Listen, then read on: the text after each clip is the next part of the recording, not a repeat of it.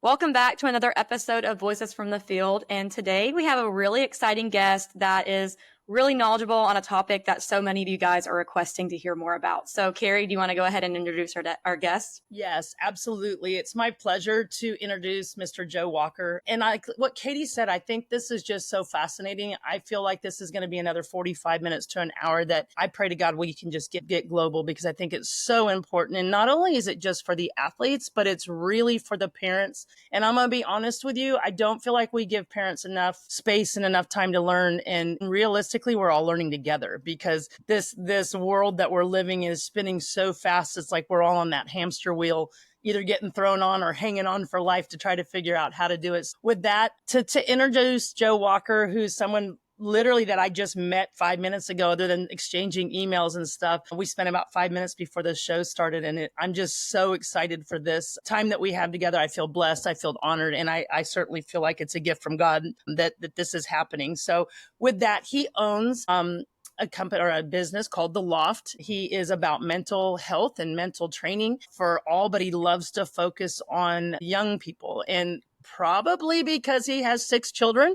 So he gets to practice at home and then bring all this wealth of knowledge to you. I learned that he married his high school sweetheart, which I think is just phenomenal. My parents were the same way. So I am very happy to hear that.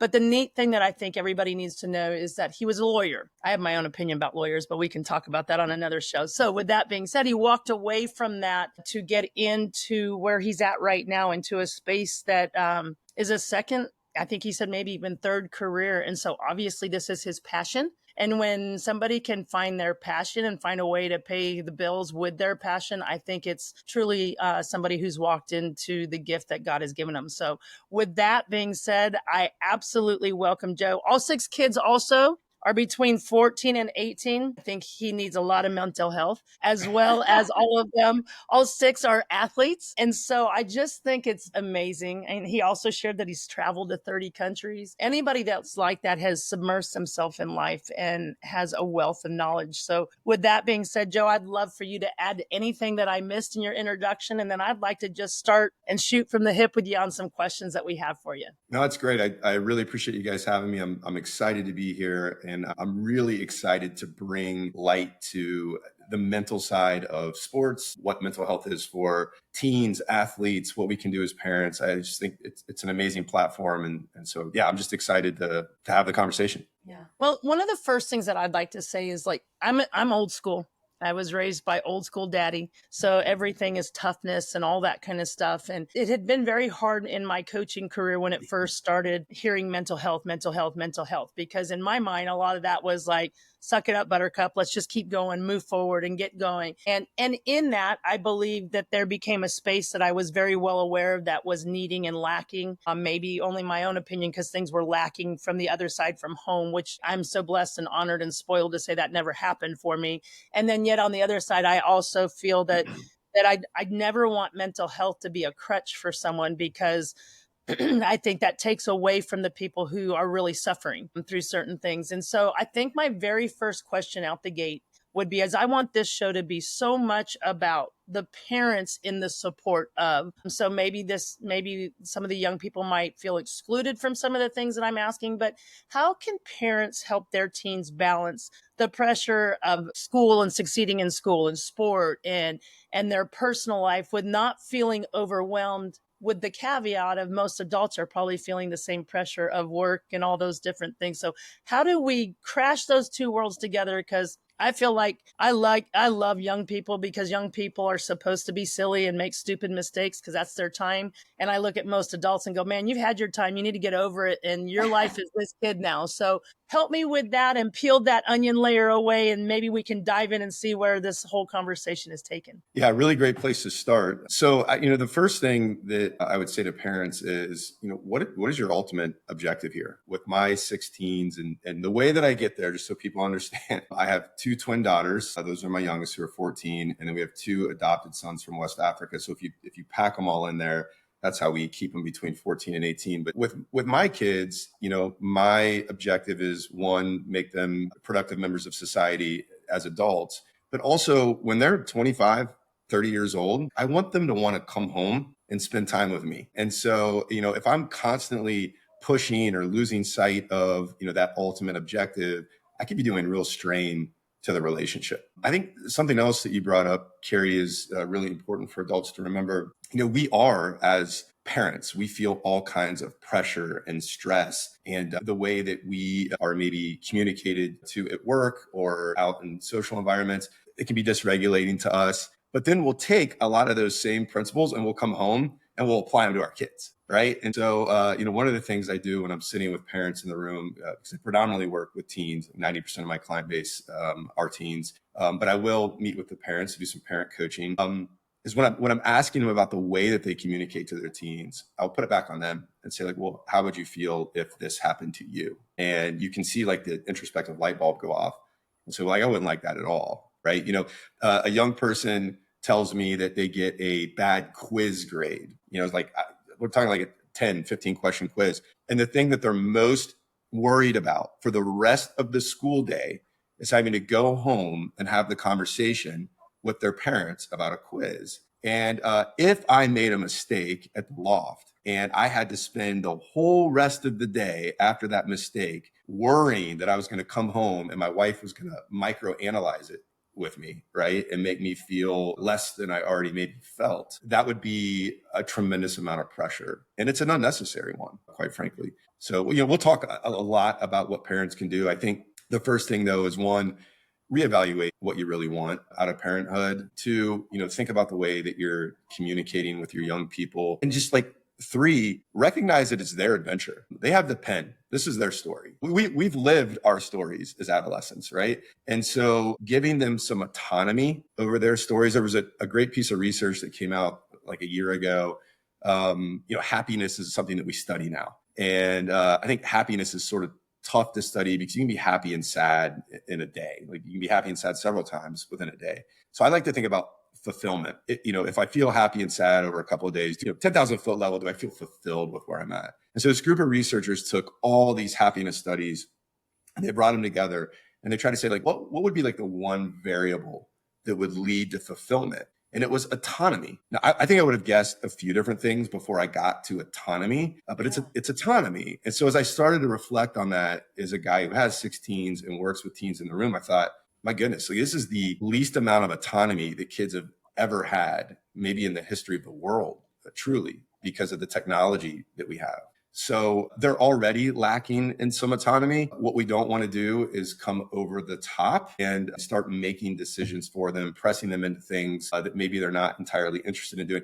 Like, give them space, allow them to be kids. There's got to be, you mentioned the word balance. There has to truly be balance. Absolutely. Absolutely. And I think in this whole conversation, as we're speaking today, the very first thing that I want parents and adults to know is like, there's no judgment in anything from us, because the bottom line is I've always told my daughter that I'm going to screw up all the time, but I'm going to love her and love her hard. And so even when I screw up, as long as she knows it's coming from a place of love, we have a place to start from, and I feel like when you do that, if they know you love them, it doesn't matter how much you mess up. And at the same thing from them, if you know they love you, that we can all come to a place and agree to disagree. And then obviously at the end of the day, like I tell my son who's 30, you're your own man. Like I can't make those decisions for you, like I want them to want to come from advice from the standpoint of I've been there, I've done it, and I've screwed it up too. And this is how it worked for me. And now you take that knowledge. It would be no different than reading a book. Just read my book, and That's exactly right. I mean, I think I tell parents a lot, in my teens in the room too, we're doing the best we can with what we have in this moment. Like, right. Like, and that's a great way of processing the things that we're learning, being able to rest easy on the pillow at night. If we're doing the best we can with what we have in this moment, that suggests that we can still evolve and learn. So I really do think the vast majority of parents are doing the best they can. I think what makes it, and Carrie, you and I were talking about this a little bit before we jumped on, what makes it incredibly difficult is that for, again, maybe the first time in history, it's hard for us to model what our parents did with us because we didn't have technology the way that we do now. Like teens are programmed to say, you don't understand. It's like all teens as they're going through their identity formation, like, you don't understand. And I don't know, maybe for the first time in history, they're right. Maybe we don't entirely understand. So I know that the most effective way to communicate to teens, because of where they're at in their psychosocial development, is to be inquisitive and ask questions. As much as we want to teach, and as a former lawyer, I can tell you, like, I want to teach. That's my knee-jerk reaction, is to teach my kids all the time. It's been way more effective for me to sit back and ask questions, allow them to do some problem solving on their own. And then I can also learn from them, not going into it with a, well, I know because I was a teen once. No, our teens have a lot they can teach us. So let's be willing to evolve. Absolutely. While we're on the topic of mental health, I wanted to make sure you guys knew about our mental health tab on our website. If you go to our website, xtrainingsoftball.com, and go to the extra tab, you can scroll down and find a mental health tab on our website. And so we have different articles about roles, being positive and having a positive mindset, how great teammates elevate the game, balancing school and softball, trusting the process, and so much more. So head on over to our website, xtrainingsoftball.com. Click on the extra tab, and then click on mental health to read more things about mental health and how you can prepare your athlete to be the best she can be on the field. I think the thing, if I try to do it all with my own child, is just like, I want you to be a kid. Like when I say, nope, no phone for the next 2 hours in the house for any of us. Like everyone we have to have, that we need to know where they're at and that they're safe, is right here in this house. So no phone. Well, what if my coach called? I'm like, well, your coach is going to have to know, she's going to have to wait. And you can blame me. Like, I'm always your excuse, and those kind of things. And really even going back to laughing about the relationship with the son and stuff, like, I'm like, that Sunday's RTA, and up first, there's that, I'm like, you can be mad. You can pout all Sunday, but we're going to pout together.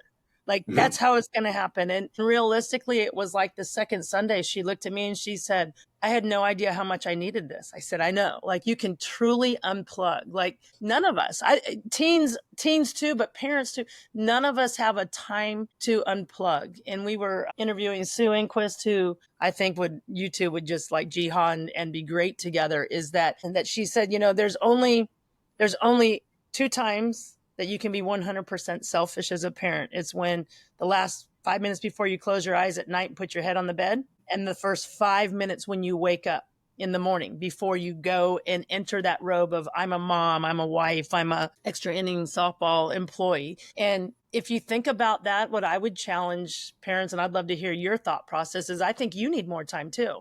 I used to say, when I'd hear parents say, well, I just need to have my life, I'm like, honey, when you had a child, you gave up your life. Like, that no longer exists. And now with the technology and everything I'm like, no, you need 30 minutes to yourself a day too. I love my husband. We've been married for 30 years. I need 30 minutes away from you to be me. I need 30 minutes away from my child to not be your mom. I need 30 minutes away from Katie to not be her coworker, and I don't even think that's enough, to be honest with you, but it's the only thing we can do with this hamster wheel that's going off. So the pressure of being able to carve that time out for themselves. And I think what I heard you say is like when you said, think about how you would feel as an adult if they were saying that. I've often said, when I hear parents on the outside, like, I so want to go to his job and sit there and say, hey, answer the phone. Your email's there. Hey, you've got this over here. You're late. Hey, those bills aren't paid. Like, I would love to hear that and say, how's your day going? Like, how's your day going? Yeah. So, but I also think, we try so hard to do the best for our kids. It never ceased to amaze me as a Division I, Power 4 or 5, whatever we're at, 2, 3, 1 at this point in time, that there's so much pressure to do. And I celebrate the failure, like what you're saying, in those emotions. And then I'm going to shut up and let Katie ask you a question, but I'd love to hear, I don't know if this is right or wrong, and I'd love to hear it from you. Like, I think emotions are overrated. I think super happy and super sad are overrated because they never really last as long unless you give them power to last that long. And we always want to walk around feeling super happy, but that's really not where I think balance is such the thing. And I likened it, because it's softball for us at Extra Inning Softball, that I tell my daughter, when you hit that home run, and by the time you hit first, like, you're elated. By the time you hit second, you're thinking, man, I got a long ways to run. By the time you hit third, you're excited. You're slapping your coach's hand. You touch home. You do your little dancey, clippy thing, whatever you do with all your people. By the time you get in the dugout, you still that elated? She's like, well, no. And I'm like, I said, so the same thing by the time you strike out and you turn around and deal with maybe the disgust of your coach, or you see us and you think we're upset with you, or whatever it is, how long does that last? And she's like, only as long as I give it power. I'm like, That's what I'm trying to tell you. Like emotions are just, I just think emotions are so overrated. And when I say that, I don't want anybody to feel like I'm not giving you permission to be sad or to be angry or to be any of those things. But I think if we all took time, and maybe I'd love to hear your professional advice to really not give the emotions as much power as we do. The Yeah. same way as we don't give the phone as much power as we do over our lives, that I think we'd all slow down and be a lot happier. And I think the power is with the parents. Like Mm. I just am begging parents, like from emotional highs or lows, to not give it so much power would really allow our kids to learn, because I don't feel like we're giving our kids the power to learn how to handle those emotions. Yeah, you touched on two things that I think are really, really important. And so if I forget to come back to the power of emotions, please remind me, because that my Okay. brain works like lottery balls. It pops around. But you touched on balance. And let's make no mistake. The number one thing we can do for our kids is to model the behaviors that we think are healthy. And so if you're showing your kids at home that we are going to, that being a workaholic is something that's valued, that never giving ourselves time to heal up or to think or to have a hobby, whatever it is that we are showing them in the home, they're learning all the time. And what I loved that you said about the Sunday time when we're going to set our phones down. It's not that you guys, because you're teenagers, like you guys have to set your phone down, but we're really important as mom and dad. So we're going to keep then that will seem hypocritical to them. Of course it will. Right. And so if we want our young people to spend less time on their phones, which I could get on that soapbox and go and go and go, then we need to spend less time on our phones when we're around them. If we want them to cherish and value family, then we need to cherish and value family, which doesn't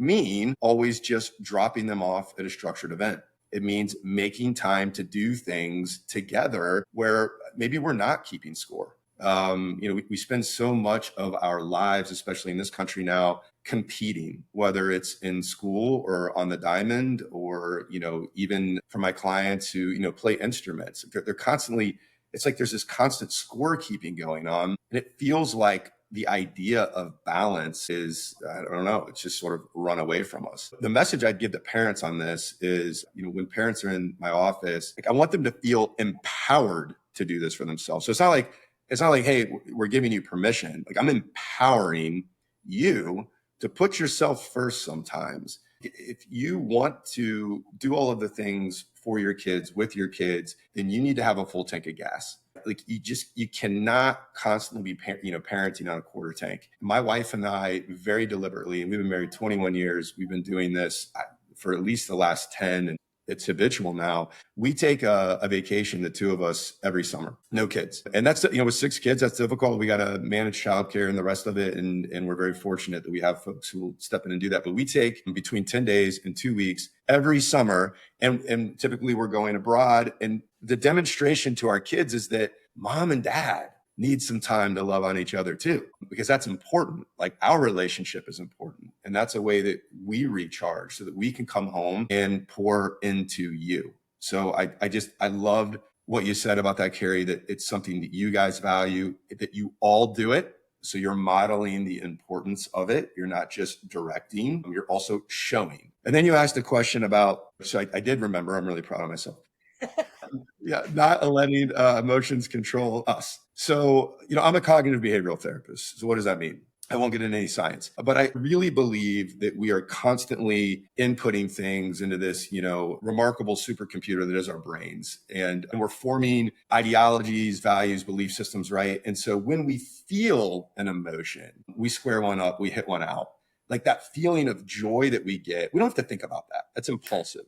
Right? It just happens. Very similarly, though, I was a third baseman. If I'm playing third base and I boot a ball, and that feeling of frustration, disappointment, aggravate, embarrassment, whatever it is, that's also impulsive. Like we don't get an opportunity to think, well, what should I feel right now? Like the way that I explain this to teens is when you see something funny, you don't stop and think, did I think that was funny? Like I did. I think I'll laugh now, right? Like we just laugh. But we can control what we do with that emotion %. So if we don't like the first emotion that comes into our head, then we need to start refilling our brain with more positive self-talk, understanding that softball as a game, it's a game of failure. It's supposed to be hard. So let's just have a little bit of acceptance before we even walk on the diamond or head out to practice that we're going to fail. That's a piece of it. And if we allow ourselves to get dysregulated every single time we fail, then one event on the diamond could take us out of an entire game, weekend, tournament, whatever it is. We need to figure out how to overcome that, whatever that feeling is that our brain sends to the body. Also, I think it's important for players to understand, if you allow that negativity to persist, there's a real physiological response. You'll tighten up because what your brain is doing is going into fight flight. So not only did you have a bad moment, but you're actually making it more difficult to play the game because now you're tight, you're tense, right? So we got to move on quickly. We can reflect after the game. We can try to figure out, what happened on a particular play, but failure is a part of softball. Failure is a part of life. When we talk about balance, we want balance and harmony in all things. You're exactly right. It's impractical to think that we're going to be happy all the time. We wouldn't even know what happiness was if we didn't have something to counterbalance it with, right? So we got to have some dysfunction in our life so that we can appreciate the joyful, happy moments. And I think if we keep explaining that to young people, that all of the feels are a very normal part of, growing up, becoming an adult. And then to your point, not allowing those feels to control us. My girls hear it every practice. They're probably so tired of hearing it. But one of our team mantras is control the controllable. So you made a bad play. Okay, flush it. You can't control that. That's gone. It happened. What you can control, though, is the positive self-talk you put back into your head, making sure that physiologically you're staying loose, relaxed, you're able to make the next play. If you stay stuck in the past, you're harming yourself and you're harming your team. So control the controllable, move on. Let's go. Mistakes happen. Let's rock and roll, make the next one. Taking a quick little break in our episode to talk about our coaches. Our coaches are the reason why all of the girls in the sport are excelling, and being able to empower, inspire, and support them is just one of many roles that a coach plays in an athlete's life. And so we want to give the coaches an opportunity to be highlighted. So on May 1st, just a little less than a month from now, we will have 10 and 12U coach nominations open for a coaching ranking. It's a really fun way to get your players involved. Usually it's the coaches nominating the players, and now we're giving the players a chance to nominate their coaches and really show off who they are and be able to highlight them and recognize them in the light that they deserve. So make sure you check on our website for our nominations to open. It'll be on May 1st. Now back to the episode. Yeah, I kind of want to go off of that a little bit because I think that it's so easy to be like, okay, I'm just going to go and flush it. But can you give me some strategies, some physical ways that, whether you're a parent listening or a player listening, and say you're a player that really struggles with getting over it. That was me. I had such a hard time. I physically would just get so mad and I couldn't get over it. Sometimes, what are some strategies that you would recommend, either from a parent's perspective or a coach, to really help your player get over it when maybe she's having a real, she's 0 for 10 and she's grounded out for the 14th time? How do you recommend them get over it and flush it in a way that it's very a physical strategy that they can really use? Yeah, great question. So I do a lot of sports psych in the office, everything from fencers and gymnasts, swimmers to, our more traditional team sports, softball, baseball, football, lacrosse, things like that.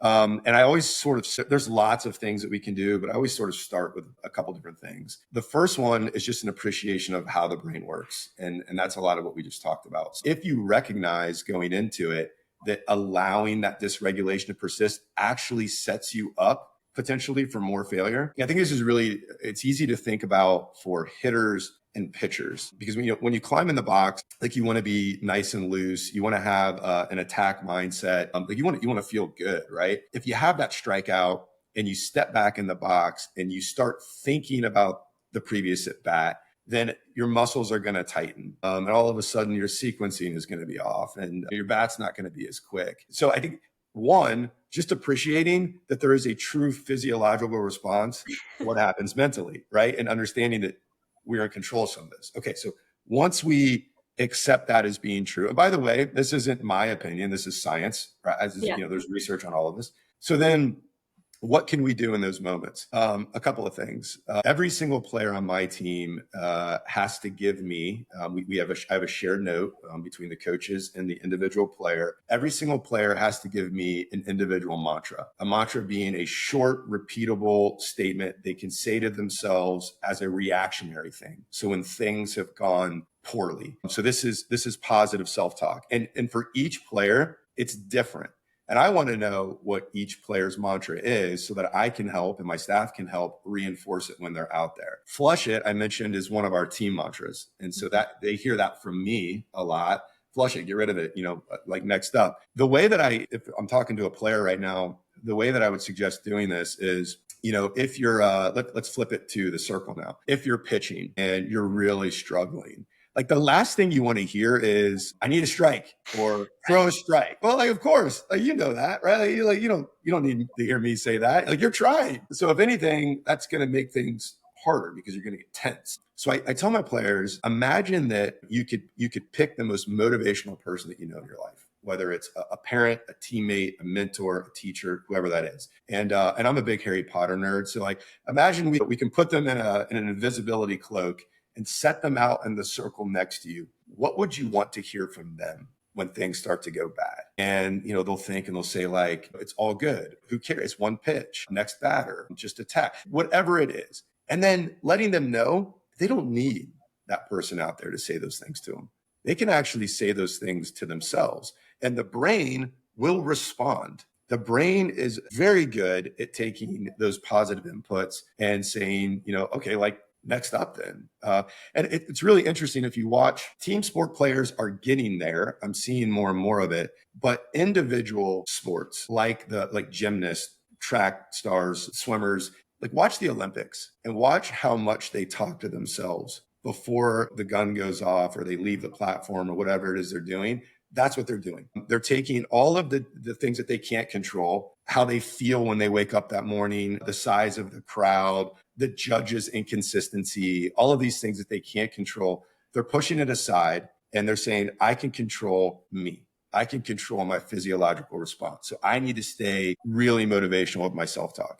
There was actually, interestingly, there was a study that was done a while ago, and it was looking at athletes who use negative self-talk, athletes who don't use any self-talk, athletes who use sort of mechanical self-talk, like, ooh, I gotta get in sequence, I gotta punch through the ball, things like that. And then athletes who use motivational self-talk. And the group that used motivational self-talk, you got this, attack the zone, whatever it is, 40% better results on their performance. That's amazing. Huge. Right? That just shows that the brain will listen. So that's one thing that I have all of my athletes do. The second thing that we do is every single one of our athletes has to model their game after a successful NCAA player right now. So every single one of my girls on their own has said, I really like, because they play the position that I play, or maybe my daughter's tall, she's 6'1". So, when she's looking at players, she's looking for players that not only play similar positions, but who also have some height to them. So we have them look at these players and then identify when they fail, like recognizing that none of these girls, they're playing at the highest level. They're the best at what they do. And none of them are hitting 900. And there's a reason for that. Right?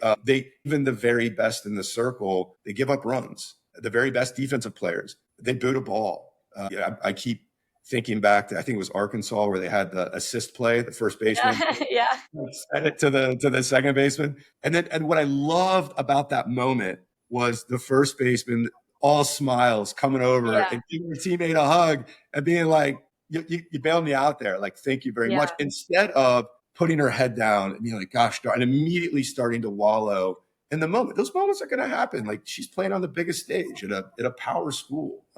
So if it can happen to them, it can 100% happen to our amateur players that are at the middle and high school level, and certainly before that.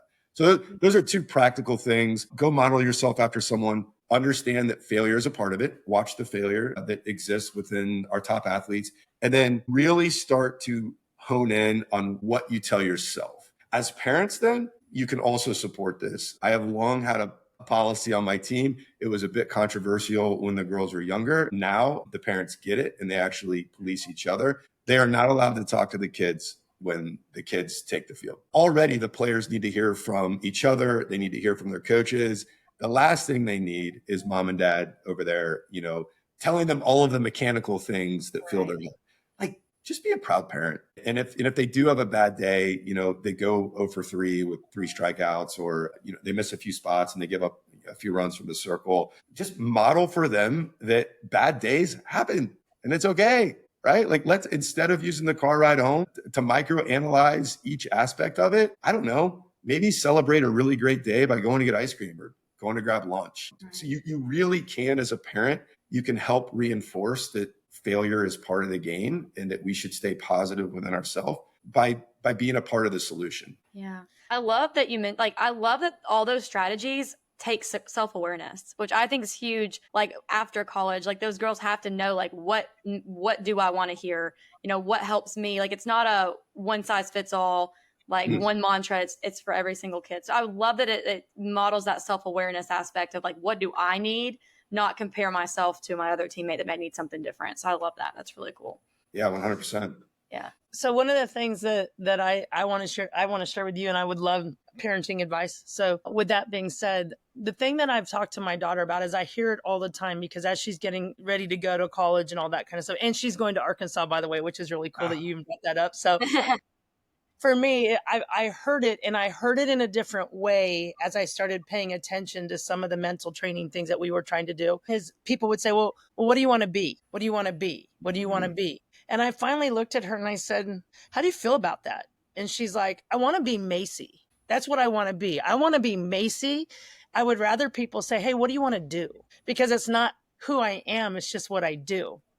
And she goes, and what if I want that to change at some point in time, and I've already committed to be this? She goes, then the pressure of making a change. And I was like, wow, that's really insightful for a little whippersnapper, that. I was like, that's really cool. And she goes, I want to be Macy. I said, well, if you will hang on to that, most adults haven't figured that out right now. Like, you're Joe, Katie's Katie, I'm Carrie, she's Macy. Like, how cool would it be if we all said we want to be who God created us to be? Now, you want to ask me what I want to do? Well, for the moment, this is what I want to do, and I thought that was so amazing. And so, I put myself through a mental training. I got myself certified. So a lot of the things that you're saying really changed for me later in life than it did when I was younger. One of the things that I love doing with young women that I'm giving lessons, I've finally walked away from coaching. I just want to be a parent now. So I want to sit on the outside and be able to be the pain in the rear end of the coach that's on the field. So one of the things that I said to her is I said, okay, so what kind of car do you want? And I can't even remember what it was. I know what she didn't want was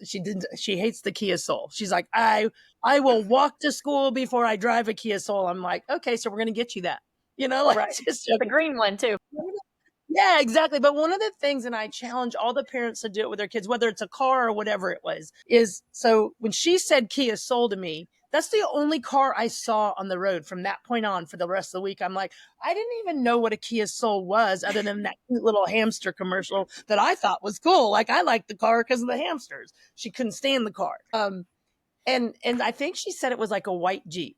And she's like, Mom, ever since you've said that to me, it's the only thing I see. And I'm like, do you see how powerful the brain is? Like, once you say it, once you put it out there, like, how cool is it that you can command that? Like, you can command that. Like, we don't even realize how programmed we are or how powerful the brain is. Like, it's my belief, and obviously, what our opinions are like, but I feel like we don't even tap into 1/10 of what God gave us with our brain. Like, we are so much more powerful than what we realize, that if we can get these athletes, I think that's mental toughness. That's the part that I want to share. And I'd love to hear. I think the mental toughness is realizing the power that we actually have.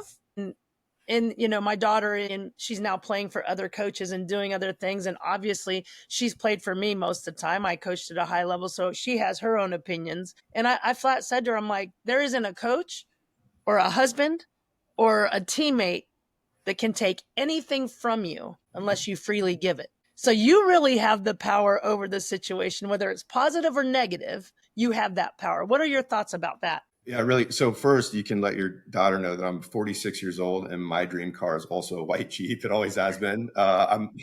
I'm way, Now that's all I'm you're going to waiting. see. Someday I'll get there. I rent them a lot when we're on softball trips. Um, so let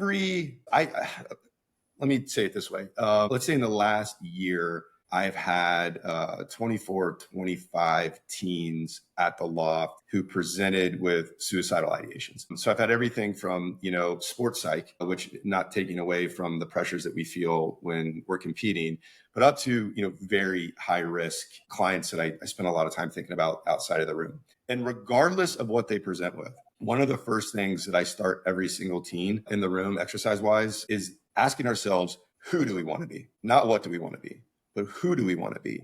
What are the characteristics? What are the attributes that we feel that we have inherently already? Compassion, kindness, humor, right? And then what are the characteristics and attributes that maybe we would like to work on and adopt?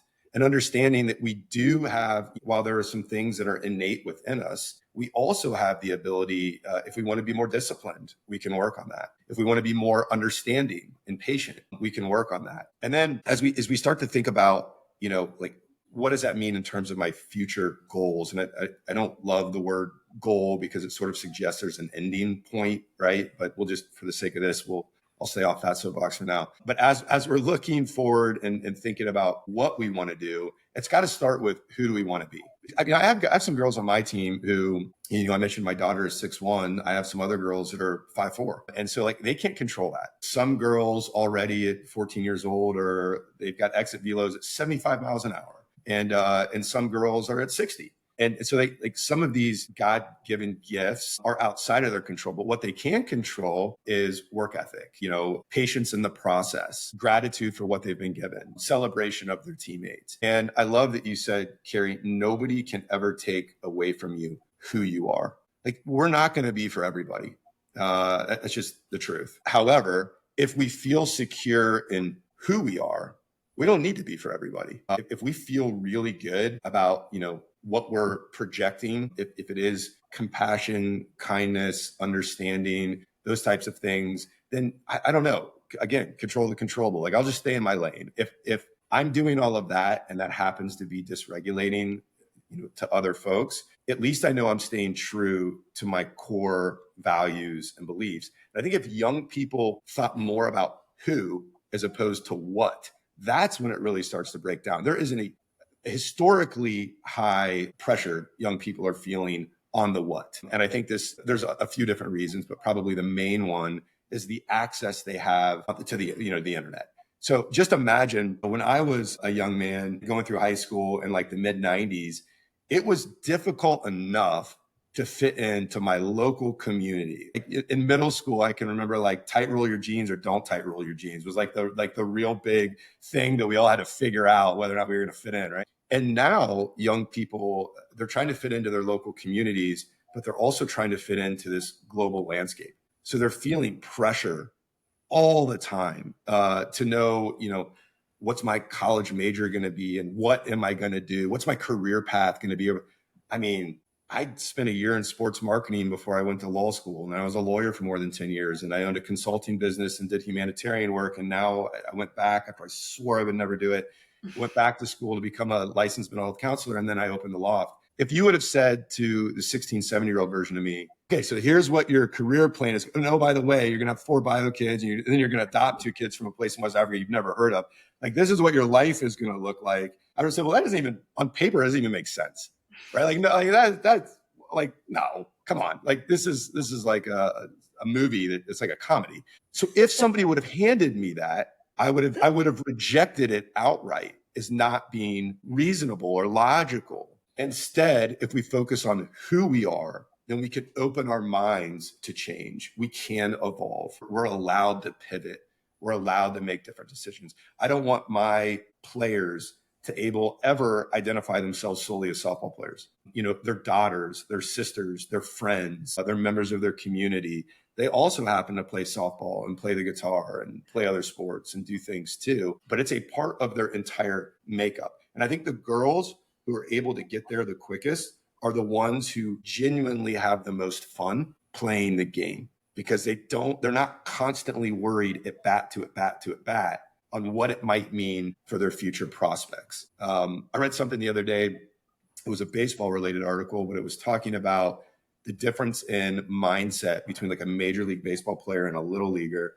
And, it's saying like, little leaguers sort of just, they go into, they focus on each weekend. So they're like competing on the weekend. And then as kids get older, they get into high school, they'll compete like game to game. And then maybe college players will compete at bat to at bat. And then at the highest level, they're competing pitch to pitch. And so as you were telling the story about your daughter hitting the home run and how she processes that as she's rolling around the bases, it's the idea that, we can fail on one pitch and succeed on the next. And that's okay. That's life. That's how it works. So as long as we're being the best version of ourselves throughout that process, we can sleep well at night. Absolutely. We're just going to kind of talk about roles a little bit, because this month we're really talking about roles and owning your role. And when your role changes, how do you adjust to that and all that kind of stuff? So kind of on top of what you were talking about with, it's not, it's what you do, not who you are, and kind of owning who you are, not what the sport tells you. How would you recommend a parent support their child if they're not in the role they thought, whether they're not playing, whether they got injured, whether they may have wanted to go Division I and they ended up committing to a junior college, like whatever it may be? How do you recommend parents, because you're a parent, a coach, and obviously you're very much so educated in the mental health field, how would you recommend coaches or parents specifically supporting their child through that role change, even when the parent may be upset about it too? It's a really good question. And it's parents and coaches too, right? Yeah. Players change, teams change. That's just the day and age that we live in. Like there's going to be turnover even on the best teams. It happens. So all of the things that we've been talking about, if we continue to celebrate who the individual player is, I have my team is a 14U team. It's mostly freshmen in high school, 3 8th graders in there. So they're just kind of coming into, becoming mature women and thinking about college, and they're sort of perfecting their game. But I don't want them thinking, again, I don't want them thinking about statistics, even though that's a big part of what we do. Like, I don't want them overly focused on metrics. Yeah, we got to talk about that. It's a way to measure improvement, and so we can put a plan together. So it's like all of that stuff is important, but it's not the most important.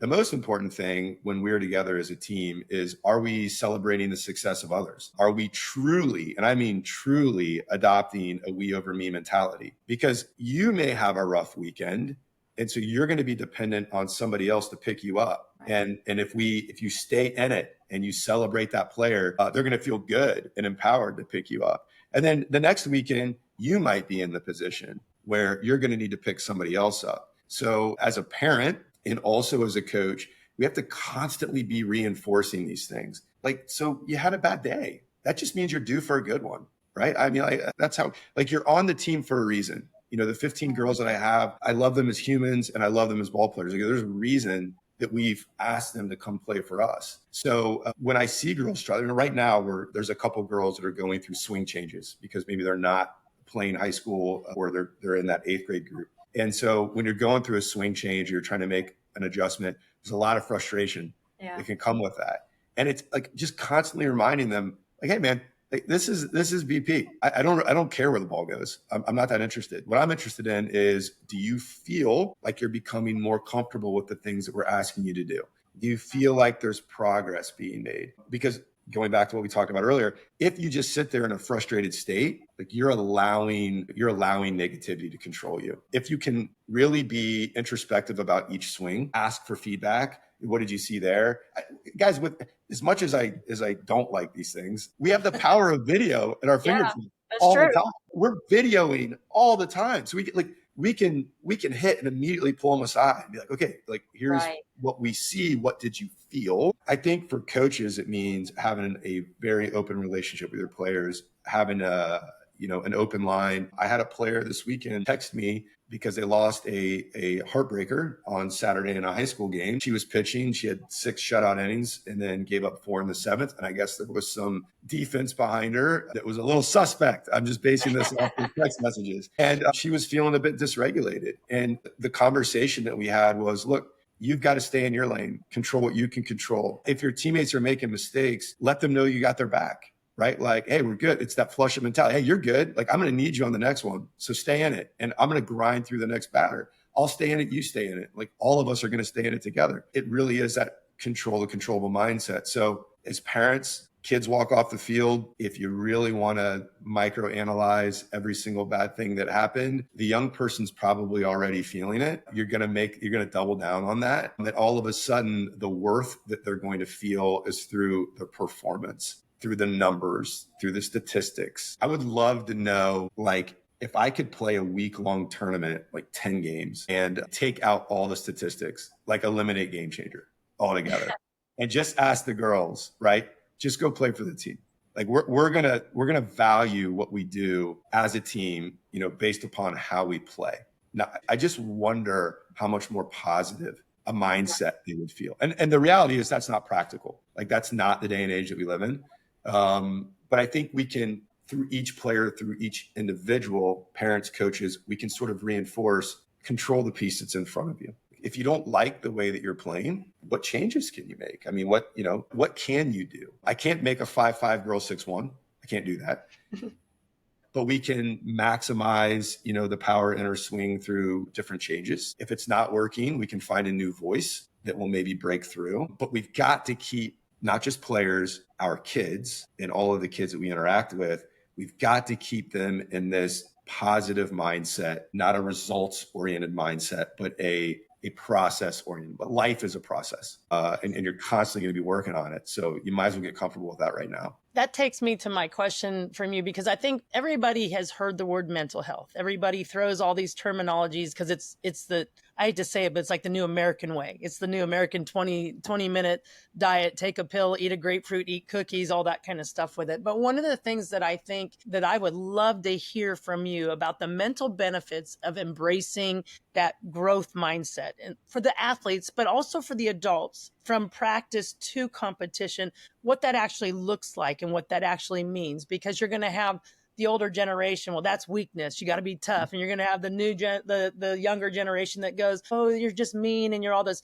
And I think there's a real happy medium in the middle that meets. But, I think for us to understand mental health, whether we're older parents or younger coaches or anything in between, from A to Z, in that of understanding what that actually means and what it looks like, is the most important thing, because everybody's going to get off from this and go, oh my gosh, this is so easy. And I think the growth mindset is the hardest thing for humans to embrace, because I've been a coach for a long time, and any really good coach, in my opinion, has always been a control freak. You want to try to control everything to make it happen just the way you want to write the story out. And when you get older and you realize you can't do that and you set back, how much more enjoyable it has. And that growth mindset really came from me when somebody said to me, I think my son was probably 9 or 10, is like, you only have 18 summers with your child.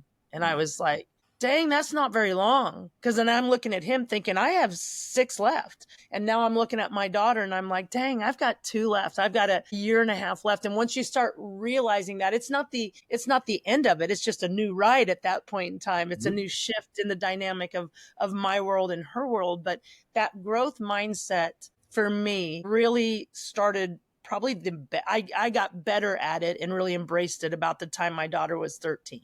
And actually probably 12, because I was a college coach. I was this. So it was like, and I wish I would have bought her golf clubs, to be honest with you, as opposed to a mitten, because I go, man, we'd probably be richer if that was the case. But with that being said, like for me, I can very vividly remember, I think she was 11 turning 12.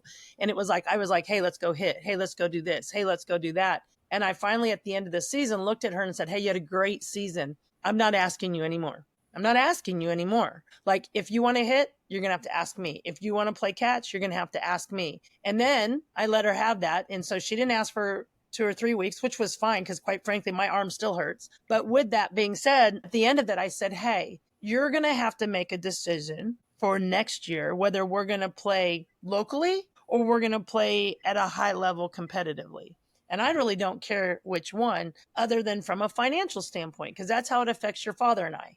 So if you choose that you want to stay locally, we're good with it. We're richer. We can do lots of different things. That's fine. Or if you choose this other, then you're going to have to commit to it too. You have some responsibility to it, because the family is going to be financially backing what you're doing. So I'm not asking anymore. And based how the next couple of weeks or months go, That's going to make our decisions of what we're doing too.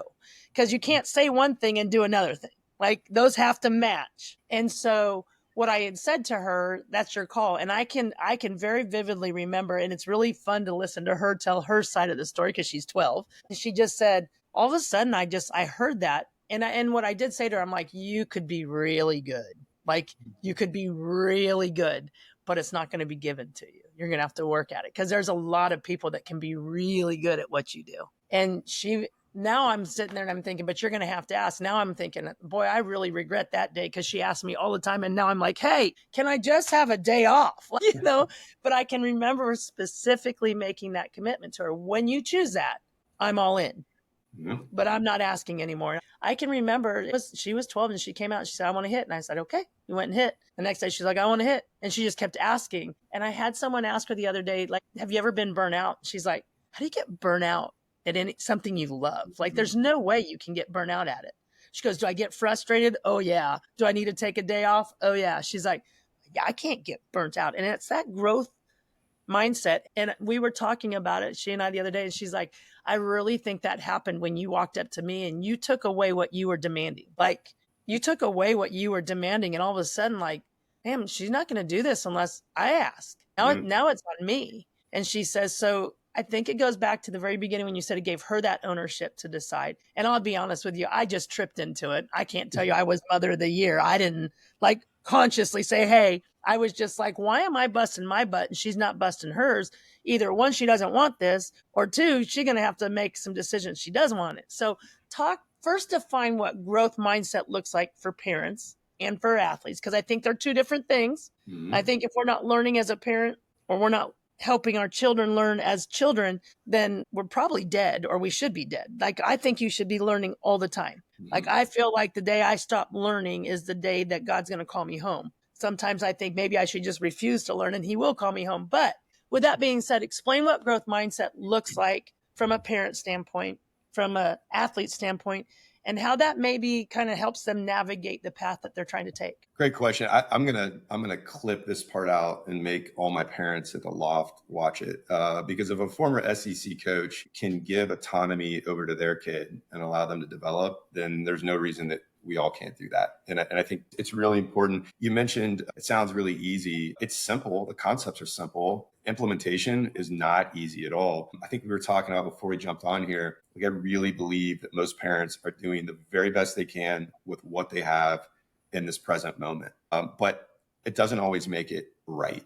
And so I agree. We should always, by the way, this is why I work with teens and not adults, because most adults aren't interested in evolving and growing. And so they do want a place to process emotions. And there's amazing therapists here in the Charlotte area who do that. But I do find that teens happen, like, just because of where they're at in their development. They are more open-minded to learning and to growth. Look, I think ultimately, again, as a dad, what I want is I want to give my kids the skills. I want to help support them to grow with the skills that will make them productive members of society when they're 25, 30 years old. I want to have a relationship with my 6 children that will make them want to come home or call me when there's some distress in their life. Like that, I start there all the time. So the first thing I would ask parents to consider is, if they are constantly pushing their athlete to do things that they think need to be done, or overanalyzing failures, or even being, I don't know, it's good to celebrate our kids' successes, but if they're only feeling validation because we throw it out on social media all the time, like, I'm not sure that that's super healthy either. So I'd ask parents to consider, like, is this fun? Like, am I having fun with this? Because if I'm not having fun, the kid's probably not having fun either. And so now I'm putting stress on that relationship that I mentioned. If I'm constantly pushing them into a box and they are resistant, then maybe they don't want to go in that box. I don't know. Maybe I should give them the ability to think about that, like you did with your daughter. That will help keep, a healthy relationship down the road.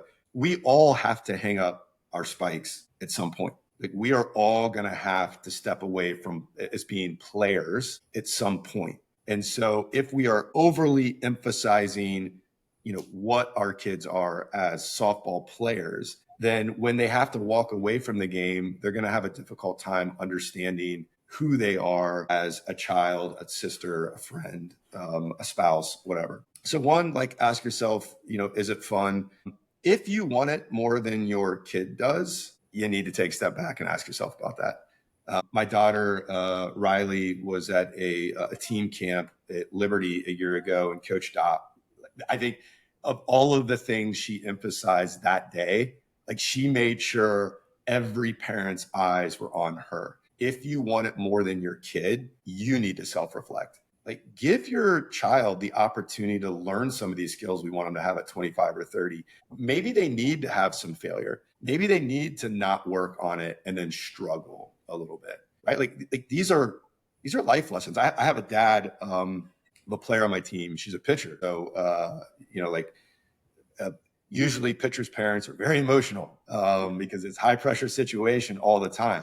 And this particular guy, I'll say his name, it's Tim, because I'm gonna say all good things about him. You would never know that Tim's daughter was pitching. The guy walks around the complex with this gigantic smile on his face all the time. He's living in the moment. He's living for right now. Like that's my kid. And I get to come watch my kid play. And whether she pitches great or doesn't pitch great has nothing to do with who we are as a family and what our relationship is as father and daughter.